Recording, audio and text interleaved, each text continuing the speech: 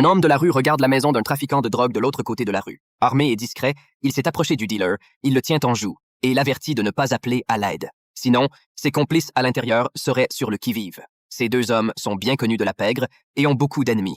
Il a pensé que Jack pourrait chercher à se venger. Il lui a donc demandé combien il voulait. Jack a répondu qu'il ne voulait pas d'argent. En janvier dernier, vous avez abattu sans pitié une mère innocente et son fils. Vous ne méritez donc pas de vivre. Sur ce, Jack a tué l'homme. Son partenaire l'a abattu d'une balle au visage. Jack a reçu une balle dans le bras. Et le partenaire du dealer a reçu une balle dans l'abdomen. Jack a regardé le dealer mourant. Il ne va pas s'en sortir. En fait, l'intention de Jack était d'effrayer le dealer et de lui transférer la malédiction du sourire bizarre. Maintenant que le dealer est mort, cela signifie que le transfert a échoué. À ce moment-là, quelqu'un est entré par la porte. C'est la croupière du dealer. Après avoir appris qu'elle s'appelait Carl, Jack a dit que la malédiction avait été transférée.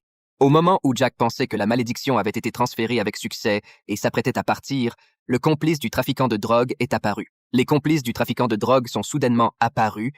Jack n'a pas eu d'autre choix que de retourner à la maison. Il a ouvert la fenêtre d'un coup de pied et s'est échappé. Mais il n'a pas pu échapper au sourire mortel. La scène change. Mary était une star de premier plan. Malgré son glamour et ses paillettes à l'extérieur, à l'intérieur, elle est sous l'emprise de la peur. Mais à l'intérieur, elle subit beaucoup de pression.